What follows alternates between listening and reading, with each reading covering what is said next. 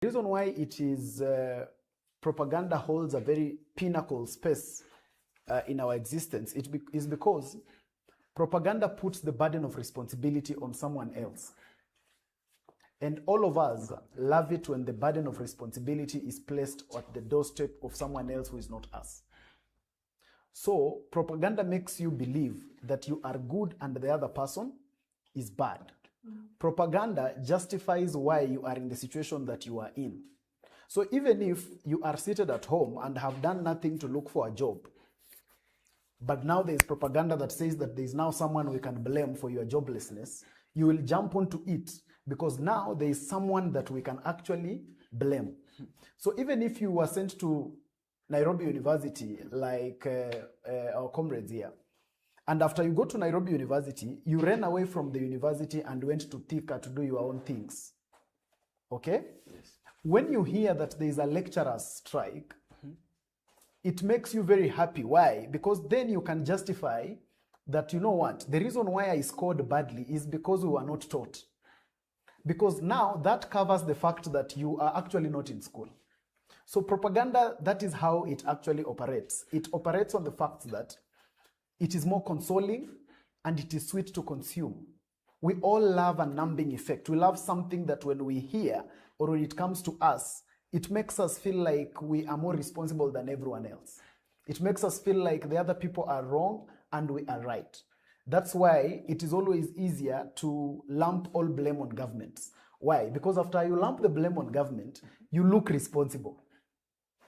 Yeah? It is the same thing even in your relationships. They are also full of propaganda. Because in your relationship, you never see where you are going wrong. You are always accusing the other person. You are always saying the reason why this relationship is not moving is because of you. How many times do you in your relationship say the reason why there is a problem in that relationship is because of me? Rarely. Because, now that is the whole scale of what propaganda is about. We love to consume it because it makes us feel nice about ourselves and it places the burden of responsibility on someone else. And now there was another question about our media houses and why sometimes they do the things that they do. And one of the things I'll tell you is that, number one, we have to accept the reality that we are dripping into lazy journalism in Kenya. Lazy journalism is whereby, because remember, it is again people of our generation, me and our comrades here and Adam, that are in these media houses. So we cannot be able to say we are lazy here, but when we get to the media, there's a miracle that happens. So there's also a bit of some of the media houses want to exercise just lazy journalism, where you just combine the few things that are easy to find on social media and make them news. You don't want to dig deeper into getting the facts. Because getting facts is some job. You have to do some work. You have to dig in. Now, sometimes we just don't want to do that. Yeah? And two, negativity sells. Not because negativity sells everywhere in the world, but we are a society that has been able to make ourselves love negativity. And because of that, the media wants to sell to us what we want to hear, because we want to hear negativity. It is not the whole world.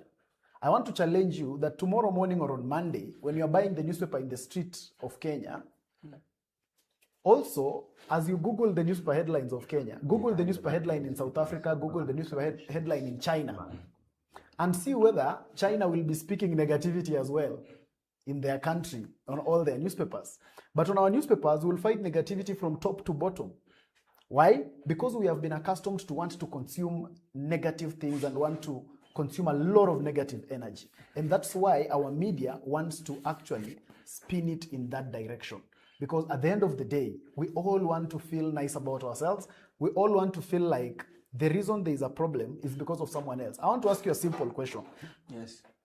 Since we were all born, have you ever discovered that there is no point where government was good? I don't know. Me, since I was born, I have never had a time when people said, wow, now this government is very good. Have you ever found that moment? All governments have always been bad, right? And then when we go to the next government, the previous one has always been good. So my question is, why has previous governments always been good, and then the current government is the one that is bad, and then when we move to the next government, it also becomes the one that is bad, and then the previous one becomes the one that is good? Have you asked yourself, why is it that the world operates like that, or why is it that we in Kenya operate like that?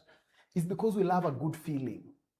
So when we have a new government, then the best feeling is to say, the other one was better than this one, so that we lay our blame on now this one. And that is the whole mark of why we largely consume that kind of propaganda. Yeah. Thank you. And I wanted Mwalimu to also answer that.